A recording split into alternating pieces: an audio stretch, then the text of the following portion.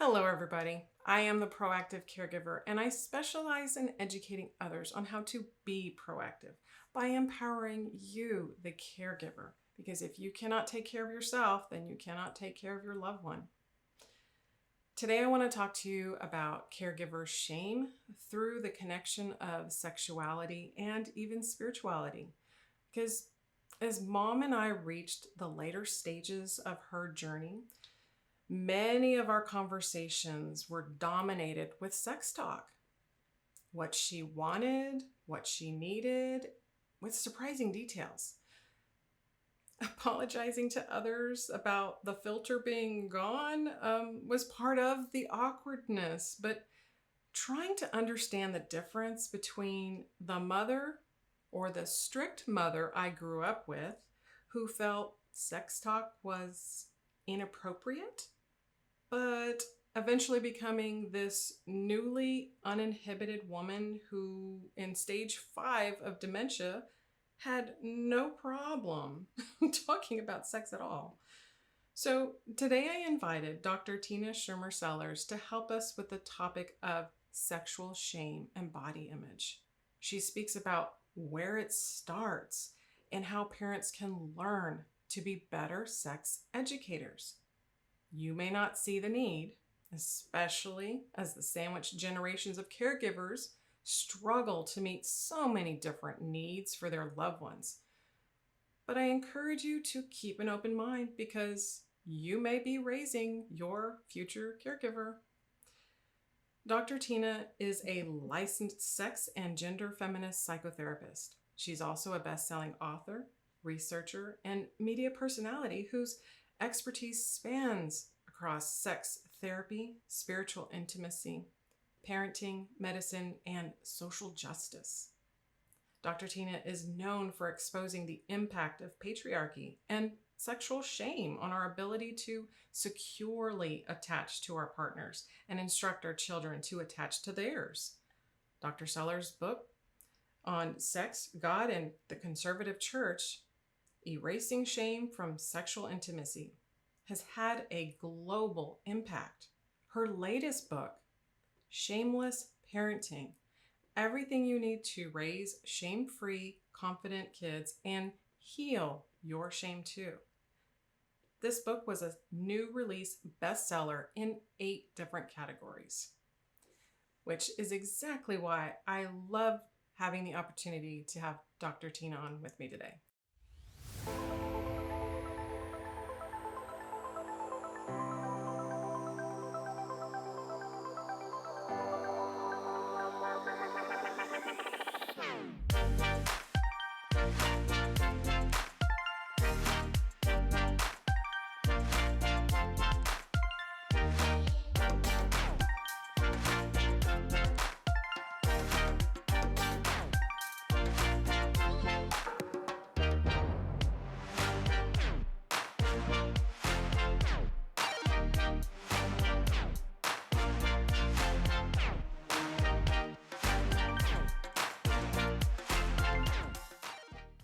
Thanks for joining me. Thank you so much for having me. I'm so glad to be here. Good. So, this is an area I found very interesting because I had the scenario of the flip flop with my mom going from strict to nowhere close to being strict. And as you were writing both of the books and gradually going towards shameless parenting, what seemed to be the deciding factors that led you to wanting to write the shameless parenting? Well, shameless parenting grew out of a really organic kind of process. I didn't set out to do it, but I had been teaching sex education to graduate students, to physicians for years. And when Sex, God, and the Conservative Church book came out and was just getting a lot of exposure, I was hearing from people from all over the place. And they were saying, this has been so helpful to me. I can see the picture now of what happened for me, in the kind of bigger context. I've got kids in my life, either as nieces, nephews, or as children of their own. And I know I don't want to do to them what Mm. was done to me, Yes. but I have no idea what to do. So what I'm noticing in myself is something happens and I go, and then I don't say anything because I don't know what to do and I don't want to shame, Mm, right? I don't want to come exactly. down hard on them, you know? And I'm like, oh, sweetheart, I've got you. I will put something together. I will make it really useful. Like, I'll say, here's what we're doing. Here's what we're about. Here's birth to two. All you got to know is here's what they're typically wanting to do. Here's their typical emotional tasks, behavioral tasks.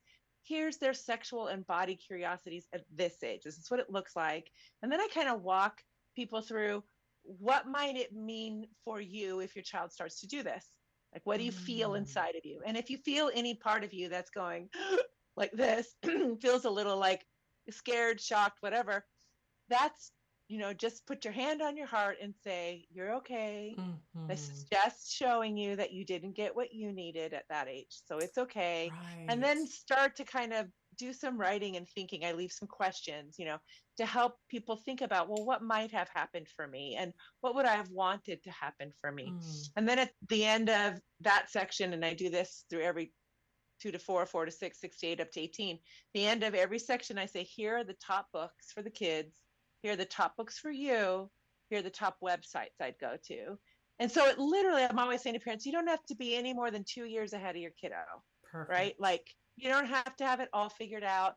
Let's just walk this through so that you end up having a much more enjoyable time with your child because they start to feel like they can trust you to talk about hard things and stay present with them and just all of it. And so that's how that book came about. And it also ended up evolving into handouts for physicians and therapists and Oh, coaches and whatever, because they also are often getting questions, from yes. kids themselves. So, Right, because they would prefer parents would prefer them to answer the questions instead of them had the parent having to address it themselves. right, exactly. Yeah. But kids really need their parents to. Like Yeah. if a parent, we know this from research that when a parent becomes a fairly competent sex educator, that does not mean you need to know everything. It just means you're non-reactive, Right. and so your child tells you something and you go, oh, that's really interesting, I need to learn more about that. Mm-hmm. Or, oh, well, tell me more, what was that like for you? Or we're just able to be curious, open, respectful, non-reactive. And what that communicates to them is we're by their side and Mm-hmm. we believe in them. We believe in their ability to figure things out. We believe in our ability to figure things out. We believe in our ability as a team to work together. And we understand that learning isn't a straight line. It wasn't for us. It likely isn't going to be for No. them a straight line. And if we can stay an advocate, a resource to them, we are going to be a much better resource than anybody else really is going to be. Any other person that's less related to them, is going to be. And what research shows is that kids who say their parents were good sex educators, like they could talk to them about anything, Right.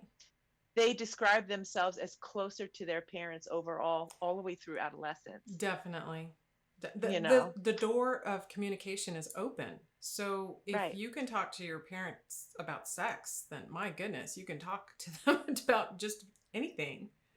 Yeah, exactly. So the trust ratio there between the child and the, kid and then adolescent, teen, older teen stays strong. It becomes a bond that stays strong. So they're not forced to go underground, try to Right. find it on the internet, try to find it from a friend. Heaven forbid think that entertainment is the same things as reality, because it's not, right? Right. But Right. we need to help them understand that. And that's why I like the way you had spoken about in your material that you grew up in a home that had sound bites of sex talk instead of having the talk. Right.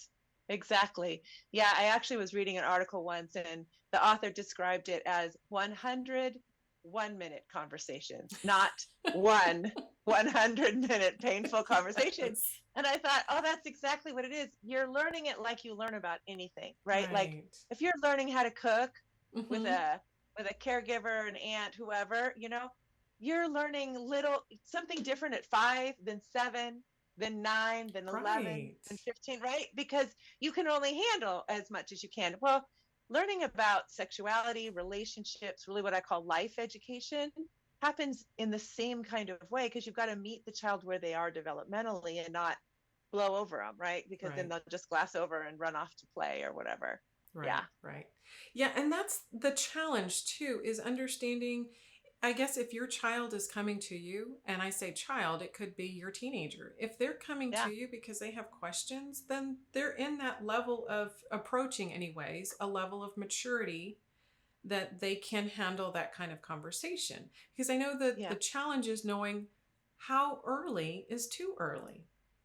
Yeah, right. Well, one of the ways to think about the how early is too early is to remember that it's not a talk. So you don't have to worry about too early, because you just got to meet them where they are. If you don't know what their question is truly asking, or you're afraid you're going to say too much, Mm-hmm. yeah, then you just ask the question. So let's say you've got a 6-year-old that comes up to you and says, "How are babies made? I don't understand. How are Mm-hmm. babies made?"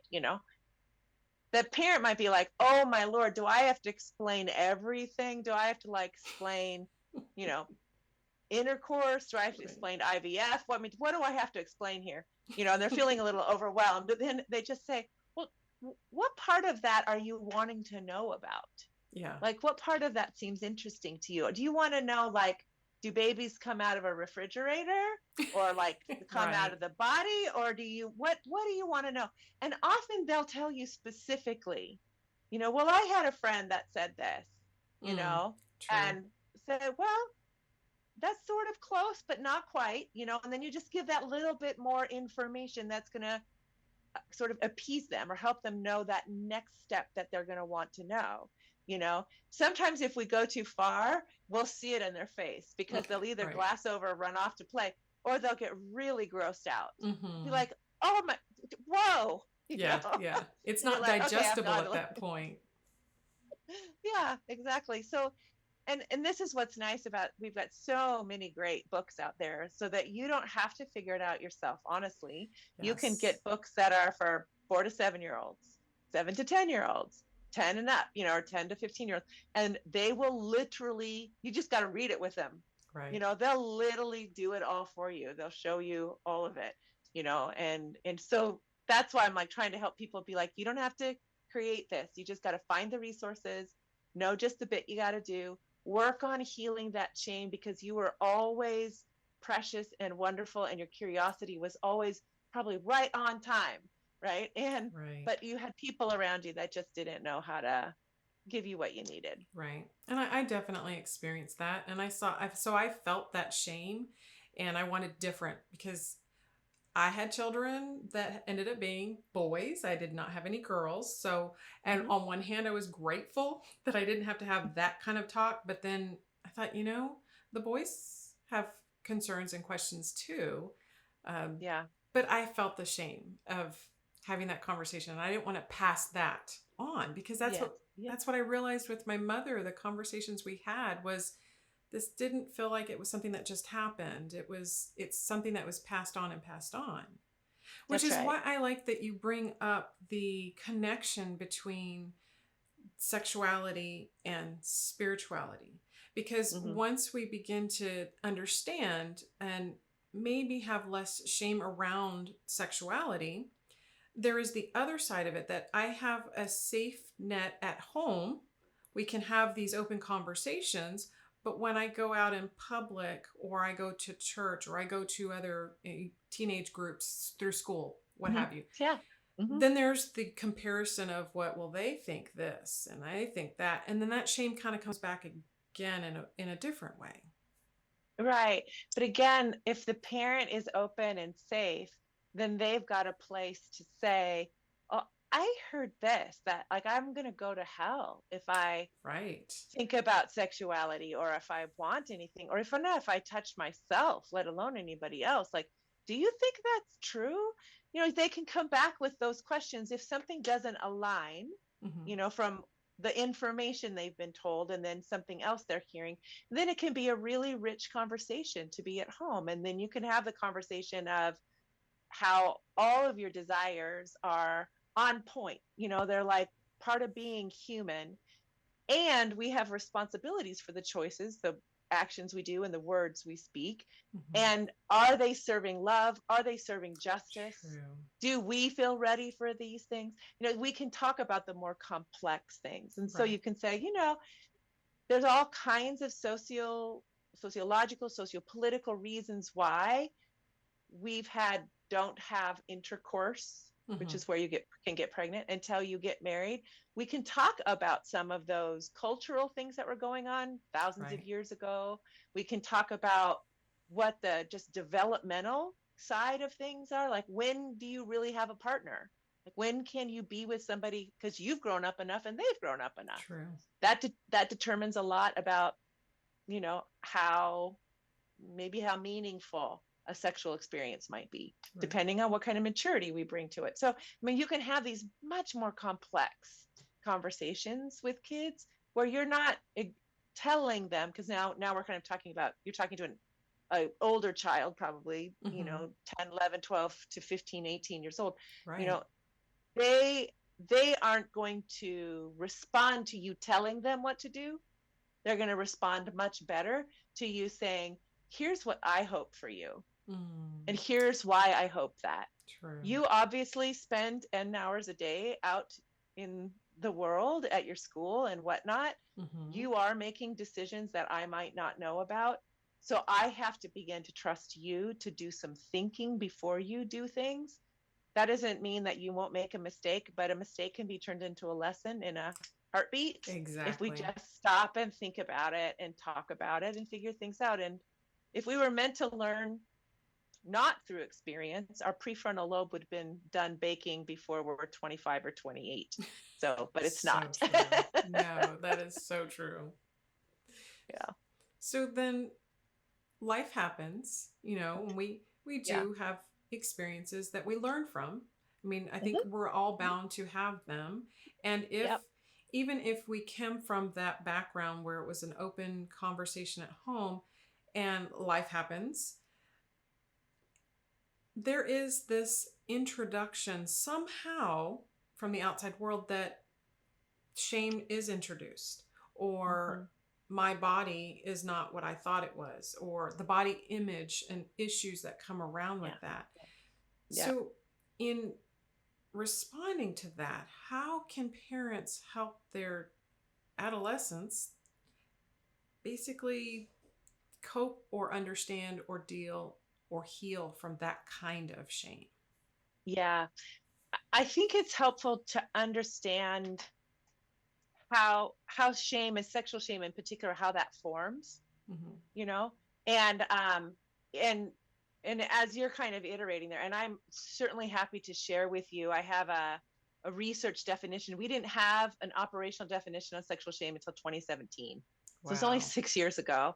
Yeah. that's But it's amazing. it's super, super telling. But it talks about how sexual shame begins in the interpersonal relationship. So if we think about it, year-old children have just at that about a month or so before figured out that their hands are a tool that they can use. It Mm-hmm. doesn't have to be the thing that's whacking them in the face. They can actually reach for things and grab them. Hmm. And it will be somewhere around a year old that while they're getting their diapers changed or they're in the bathtub, they're going to discover their genitals. Right, And that will be a glorious day for them because it's a wonderful part of our bodies with a lot of concentration of pleasure nerve endings, right? right, right. And so that will at first be an accident, but pretty soon, within a few months, they're going to be like, I got this part of my body. It's great.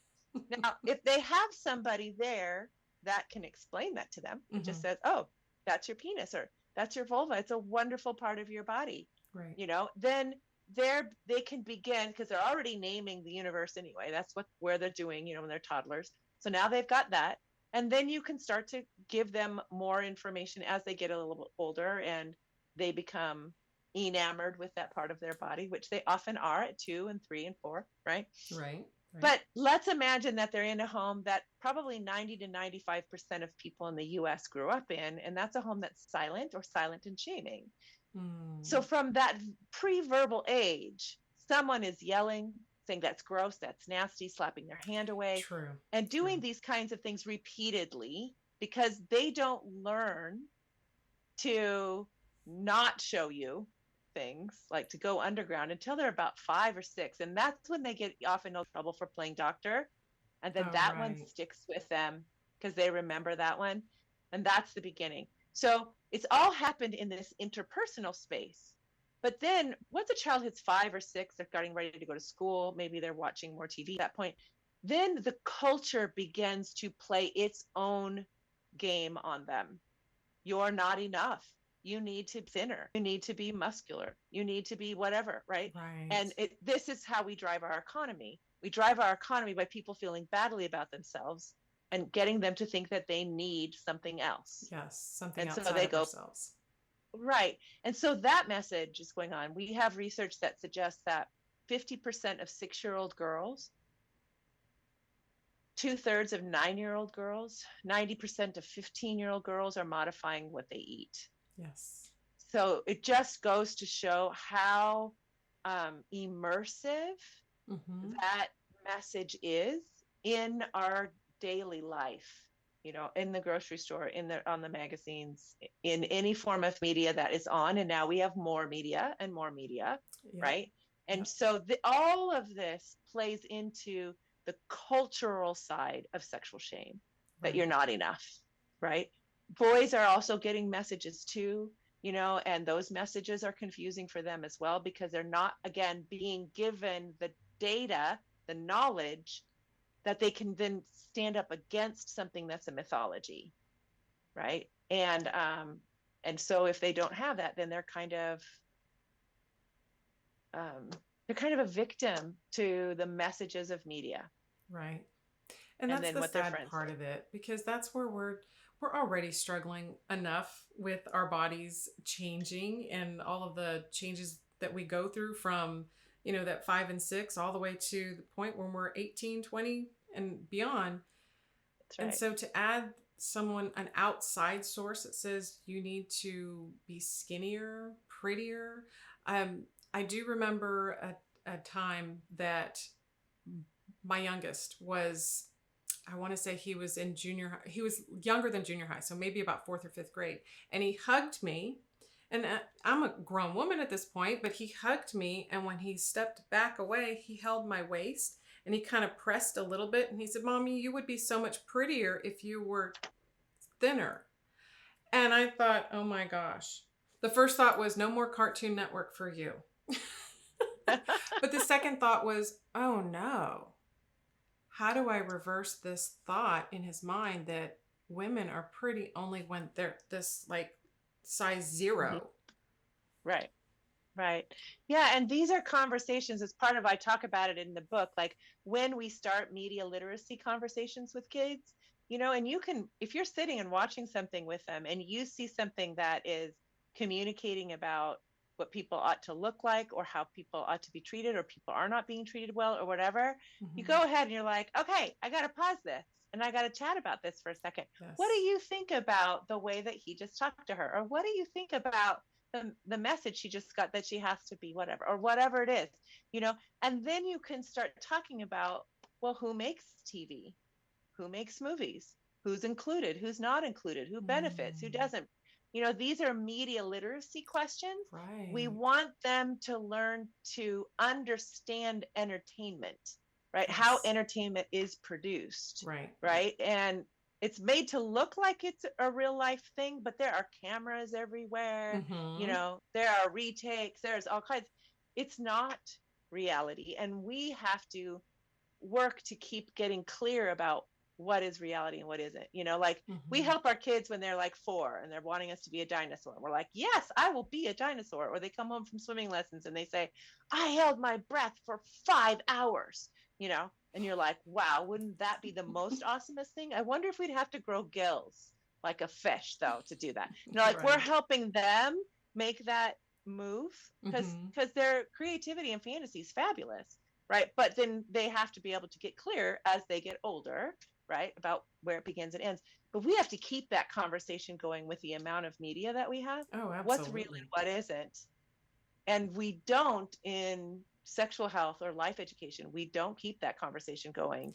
And I Yeah. think we suffer as a country because I think we have a lot of people that don't know how to think critically and will hear something on the news and they'll think, oh, that must be the truth.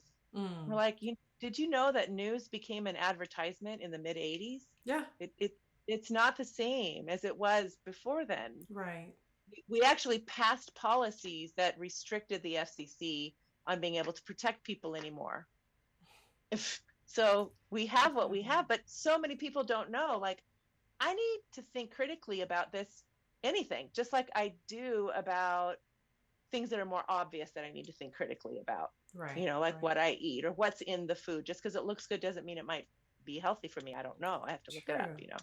That is so true. And it's amazing to me that we have all of these steps in our life to learn and grow. And then at some point, we become these adults that are secure, for the most part, secure in our way of thinking or way of being, even with the media telling me I need to be skinnier, prettier, or the wrinkles will go away if you use whatever product.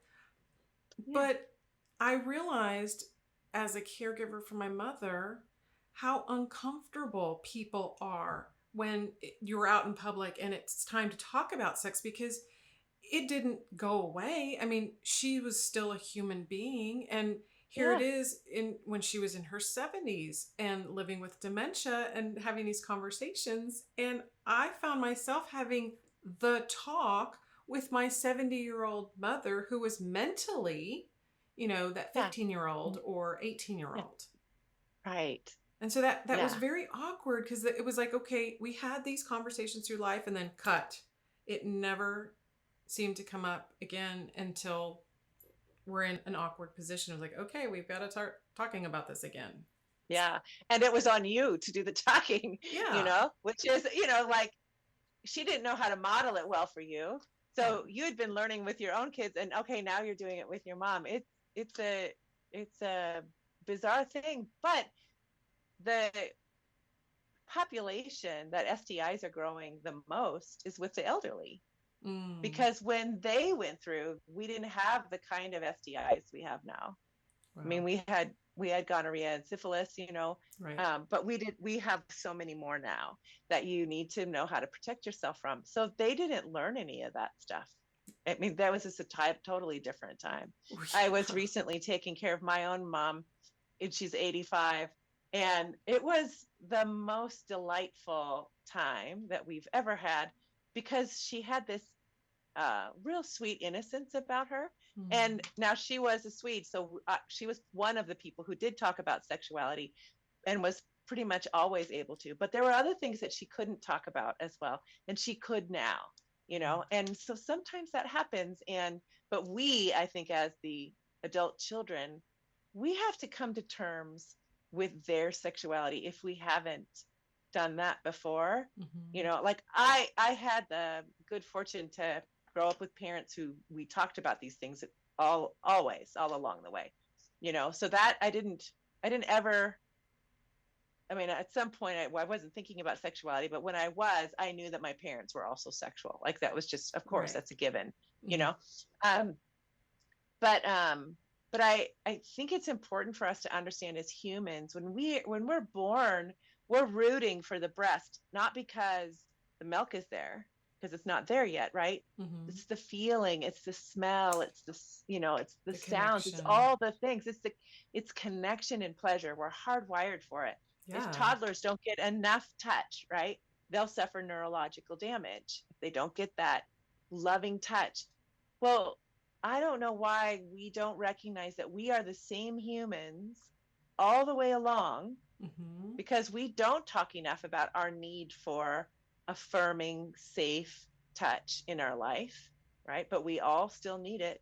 But then you get to the people who are in memory centers, Mm-hmm. and adult children are often having a really hard time with the fact that their adult parent is still seeking connection and pleasure Right. because they're human, Right. but if you live in a society like ours that never talks about sexual health, then it becomes this thing. I don't want to know about you, and I don't want you to know about me. Mm-hmm. Right. And then all of a sudden you're caregiving for your older parent, and you're kind of the one that needs to talk about it with them in a way that's love, same way, loving, kind, but clear. And that's what happens. That's exactly what happens. So I didn't get the sex talk when I was young, and then turning around having to give the sex talk. I learned along the way. So I gave what I wish I would have received. Mm-hmm. It didn't stop it from feeling any awkward, but I noticed that Yeah. once I had this conversation with her, and of course, at this point, she's in a memory care community. Mm-hmm. And then I tried to explain to the rest of the staff, okay, we've had this talk, so just in case she mentions this, or that. And I noticed the responses from the staff was Mm. very averse to having the sex talk as well. And I thought, well, no wonder mom feels so awkward, Yeah. because even the others that she was around, that there was this stigma about Yes. sexual expression. It's like we're still Yeah. human. Right. But this is one of the things that is still surprising to me, even though I've dealt with it my whole career, is in the United States, if you train as a psychotherapist, which Mm-hmm. is a graduate degree, you train as a physician, graduate degree, train as a teacher, True. train as a coach, train as a nurse, right? Anywhere in medicine, you are not going to get sexual health information or training. You might Mm. at best get one class, and that will not be enough, True. right? Like I taught for 30 years graduate and marriage and family therapy students.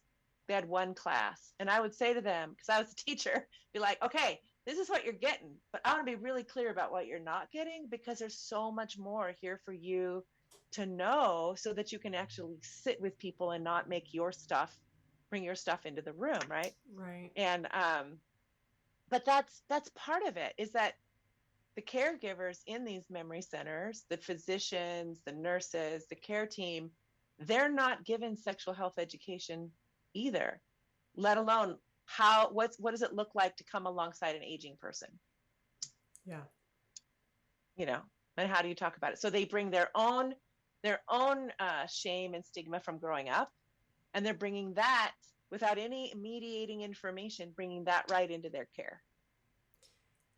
And it's not the best environment, the best loving or compassionate environment. And then in that case, the shame, if we ever were able to heal from it, comes right back. Right. Exactly. Exactly. It finds that same place because people will get a look, or they'll get um, a harsh tone, Right. or they'll get something that says, that's not okay. That about you, that's not okay. Right. And it's human. And It's the human, only and it's a really lovely thing, I think, about us. right. We can make that choice to be loving and compassionate and be what we wish we had, even if we didn't get that, what we wish we had That's received. right. And so we have our sandwich generation. We have our parents that are raising their little ones of various ages. And then we have, they're also somewhat raising their parents at this point, or caring for them in such a way. Mm-hmm. And this information, God, I wish I had this book growing up. I wish I did, because the answers, the responses of, if we don't tell them, they won't find out. Right. Well, it's like, Yeah. if I'm leaving the house, I'm going to find out somehow. If you're turning the television on, I'm going to see something somewhere. Right.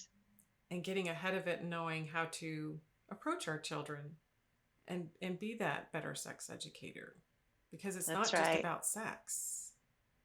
No, no, no, no. It's about keeping yourself safe. It's about how to do a relationship well. It's about how you do conflict resolution. It's Right. about knowing what you like and what you don't like, knowing how to have boundaries, knowing how to stand up for those boundaries, knowing that other people are going to stand up for their boundaries. I mean, it's so Exactly. many things. It's so many Yes. things. And it's all things that make us better interpersonal communicators and friends and parents and lovers coworkers, all kinds of things. It helps us know how to navigate the human relationship, right? Right. In all of its complexity. And in that complexity, it helps us to be, I believe, better humans in general, because then we are communicating and connecting with people of different backgrounds, different cultures, different um, understandings, and different life experiences. Mm-hmm. Yeah, absolutely. Absolutely. And this is what's, I think, so fun is when you think about how um, complex the human relationship is, Mm-hmm. then you start to break it down and you think, oh, so if I have a 4-year-old, I can read a book like on boundaries. But it's like I remember reading when I have a 6 and 3-year-old granddaughters, and when my oldest was 4, her favorite book was Don't Hug Doug. And it was a book about this little boy who just didn't like hugs. He liked one hug a day from his mom, and that's it. He didn't like Oh, any wow. other hugs. And it was just the cutest book. But it's like we can start having these conversations about boundaries or about body autonomy or about whatever consent in really fun ways because the books are already there. Like people have been True. writing these books, and it just makes it then when you have to have a more complex conversation, 2 or 3 years later, the foundation's already been laid. True. You've laid it through many other kinds of books that you've been reading and conversations you've been having. Right. And if we can keep the conversation going throughout life, because eventually our kids grow up and they have their kids of their own and Yeah, relationships of their own, and that open yeah, connection communication still is, should be anyways, or I would hope so, is yeah. still there. Hmm. Yeah, yeah, exactly. Yeah. I'll tell a funny story. I was giving a talk at a medical conference down in San Diego, and it's where my dad lived. I lost my dad 14 years ago, so it was Mm. when he was still around. And I said to him, like, Dad, you guys should come because you've never seen me because I live a couple states away, right? Mm-hmm. You've never seen me do my thing, and you might really enjoy it. Now, I knew I was giving a talk on the aging disabled, the surprising sex life of the aging disabled and chronically ill. Mm. That was the title of my talk. And um and so I could see him in the back, and he just was just shaking his head. And at the end, we went to dinner later that night, and he said, I just had no idea you knew all that stuff. It was so cute. I'm like, Dad, you laid the foundation for me. You made it so I could keep learning about That's what awesome. happens in our lives as we age and we are in relationships, intimate relationships and other relationships. Like you helped me learn that. And it Mm. was really cute, but it was that whole thing. Like we didn't talk about it that much, obviously, because he had his own life and I had mine, Right, so right. obviously we didn't, but it was a fun thing to kind of share together, like, oh yeah, no, I got you, I Yeah, got you, yeah. I'm glad you're happy. That's awesome. That you learned all this stuff along the way. Well, and that foundation that he laid was also Yeah, curiosity, a safe that's right. space to Yeah, have that kind of curiosity. yeah, and to think for myself, Right.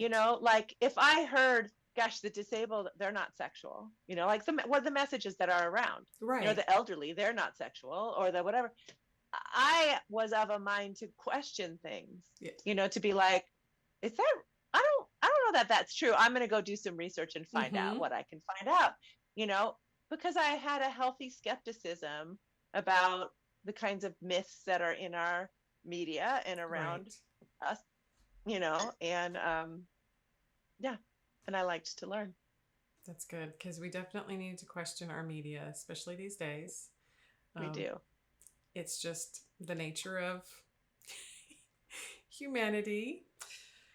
Well, it's the nature of also how we shape our country. So Right. we make it now. Our values are that the the ends, or excuse me, the means Mm-hmm. justify, no, the ends justify the means. In other words, if we make money for our stockholders, it doesn't matter Right. how we did it. Exactly. Now, there was another time, I often tell people I still have my parents' frying pan from when they got married in 1958. Oh, You know, nice. there was a time when the means how you did it justified what you came up with, your end result. You made a fry pan that was going to last forever. You made a Right. vacuum cleaner that was going to last forever. We had a lot of pride in what we produced, and that's what was justifying why you want to buy from this company or that company, because their True. products are better. So true. That the means how they did it. But we are now in a place where making money for our stockholders is more important than anything else. And it doesn't matter if it's hurting people along the way. And, people may not like to hear that, but the proof is there in front of Yes. us every Yes. day. And if we're going to think critically, then we have to look at that and say, is that okay for me or with me, or Right. for my family or whatever? Yeah. And it's not okay. It's just, but having these conversations and keeping it going and connecting the dots along the way. I mean, we've got to Yeah. start somewhere. So I really am so happy that you wrote this book for shameless parenting, Thank you. because there is a way to do it. And Mm-hmm. Yeah. we don't have to. I know, as my parents told me when I was born, I didn't have instructions stamped on my back. That's right. That's right. And of course we don't. But most of us are wanting to do a little better than ours did. We Yeah. want to keep improving on the legacy that we've been through, right? We want to keep Right. doing that. And in order to do that, we've got to do some of our own work. We have to go, they did the best they could given with what they've got. Yes. Now I've got a chance to. Right. And what you even noticed, like having your conversations with your mom, that when you do have some of those conversations, there's a kind of closeness that can happen, a kind of liberation that you both have, Yes. like, oh, wow, look at us, look what we did. And I tell people all the time, if you want to change the legacy from what you grew up with to something different with your own kids or any kids that are in your life, you can do that in one generation. Yes. And it's just by having these 100 1-minute conversations that are age appropriate all the way along. You don't ever put the topic of relationships, human relationships, away. They're always there, and so ways that people are. I can remember you were saying you were raising boys. We have 2 boys and 2 girls. And I remember with my son saying to him one time, he was talking to his sister, and his sister was quite a bit younger. And he was saying, oh, I'll give you this little lollipop if you want to clean my room. And I overheard it in the kitchen. And I said to him, I said, dude, so I want you to think for a minute. If the shoe was on the other foot, if your sister was, X number of years older than you, mm-hmm. and she said that to you, would you think that was fair? Mm-hmm. And he said, no, I don't think I'd think that was fair. And I said, okay, I'm going to teach you something. Anytime you are older than someone else, you have more power than they have because you've just been on the planet longer. Right. And it's what we call an abuse of power, when you use your power to get something for you that isn't also good for them. Right. That's an abuse of power. And I said, and we allow that a lot in this world that we live in. And it will never be okay with me for you to be that kind of man. Awesome. So I want you to start paying attention to, how are you using the fact that you're older? Can you use it in a way that benefits you and your sister, or, whatever? So that's just an example of a 1-minute conversation that I had at, he was probably 9 and she was probably 4 or something, and 1-minute conversation. But way later, 25 years later, 20 years later, something, we were talking about it. And he said, Mom, he said, having you say those things to me, different times along the way, I now notice my power in my business meetings and in other dealings in my life. And I am often paying attention to, am I using this for good of all of us, not just good for me? And he said, I wouldn't have probably gotten that message anywhere else, because that's not the message we give our boys. We tell them, you can do whatever you want to if you want to do it bad enough. It doesn't matter who you run over. Wow. Right. And women are there to pleasure you. Right. We give them messages that don't help them have good relationships later. That's awesome. How impactful is that? Mm-hmm. Yeah. Well, and it's part of that message, I think, that our boys need, that counteracts what they're getting with culture. And that is that you're responsible, not somebody else, but you're responsible for what you say and what you do. Right. So I don't want to ever hear, though you're going to hear it from other people, that what that girl was wearing or well, she Yes. was drinking, or whatever. So that, no, that is never going to fly, because you are responsible for what you say and what you do. And you are super disciplined. Look at how you do this and this and this. You skateboard and you do that. That when you put your mind to something, you can do well, So you have a responsibility to own everything you say and everything you do. And I don't ever want to hear you Right. pointing your finger if you had a Yeah, choice in the matter, exactly.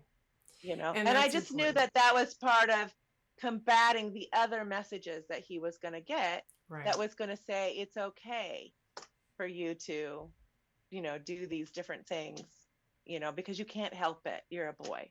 Right. Yeah. And see, and that's the important part, that parents get to set the stage for their Yeah. children before they go further on into life. Then Yeah. your son in that story was a perfect example. So then when they eventually get to that point, they have something of a comparison to say, nope, I can see That's how right. hurtful or bad that is, and I don't want to be that way. I don't That's want to be right. that person. So instead of telling our sons many occasions of don't be that guy, don't be that guy, but Yeah. extending it saying don't be that guy because this is what it'll cause, or this is, Yeah. yeah. Right. Exactly. Exactly. Yeah. We're often talking about how important comprehensive sexual education is, each age as they go on. And we have all the research that shows it helps kids get involved with sex later and make safer choices and know when they're being Yes. exploited and know how to drop it. I mean, just all kinds of things that most parents want for their child, right? Right. To be Right. safe and to have good experiences in the world. And yet it is so integral to our happiness as adolescents and adults that we know how to do relationships fairly well. So core to our happiness. And Yeah. yet it's the one area we fail to teach. It's almost like we were saying, okay, you're going to start to drive when you're 16, 17 years old. Mm-hmm. It's super fun. It's really dangerous. You are not going to have keys in your hand before then. And then at their 16th birthday, we hand them keys, Right. having never given them any education at all Yep. about what driving in the world means. Like, we would never do that. We would never put our child at that kind of risk, right? And yet we do that with not providing sexual health or life education to Yes. them at every age. Then So we're true. telling them, the media is telling them all these things that aren't true. And then they go out and they attempt to have a relationship and they wonder why it's bombing. Yeah. Right. It's like, honey, we did you no favors. I'm so sorry, you know. So now you have to heal your shame and do learning. It's a little bit Exactly. of work. In addition to everything else life will throw at us. Exactly. So Yeah, true. exactly. Well, Dr. Tina, I appreciate you sharing this information with us. And the book is amazing in the fact that it's setting parents up for a better, more positive experience with their children. And I honestly believe we can gripe about what's happening in the world, but we can also work on changing it Yeah, through our children now. absolutely. Yeah, absolutely. Thank you So so much. It was really fun to be here with you. awesome. So, where can our listeners find your books? Yeah. So both Sex God and the Conservative Church Erasing Shame from Sexual Intimacy, which we'll talk a little bit about how the United States became sex negative, how it was meant to be sex positive, and how you heal sexual shame. That's in that book. That you can find that Amazon or other booksellers. And Shameless Parenting, everything you need to raise shame-free, confident kids and heal your shame too. You can find that at Amazon, as well as other booksellers. And both books are also on Audible. If you're somebody that Perfect. likes to listen, Mm-hmm. I'm that way. I will go for walks or go for drives or whatever, and I just get through way more books that way. They're both on Audible. I read both of them, and yeah, and Kindle too. Yeah, the Shameless Parenting book has a place for you to keep notes. Oh, nice. So like if you're like, oh, my kid said this week, I want to remember that. There's a place at the end of each little 2-year chapter or place. There's a place for you Perfect. to write. So that's the only thing that's different Okay. than what's on the obviously the Audible and the Right. Kindle version. So That's yeah, it. and otherwise I'm on Instagram at Dr. Tina Shameless, DRTINA Shameless, or I also run an institute training professionals in sexual health. so Oh, that they do a better nice. job. Yeah, and that's called the Northwest Institute on Intimacy. And you can find us at nwioi.com or NW Institute on Intimacy on Instagram. Nice. So, Perfect. Love it. Absolutely love it. yeah, thanks.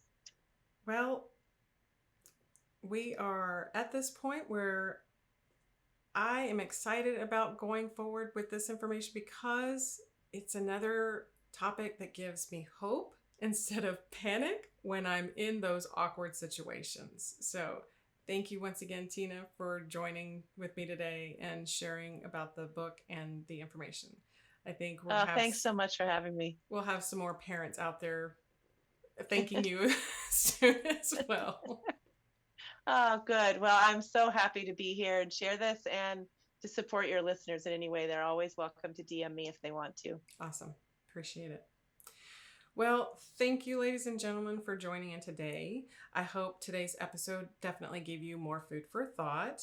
If you have any other questions or concerns or ideas, you can send them to info@proactivecaregiver.com. And until next time, be proactive, ladies and gentlemen. Take care.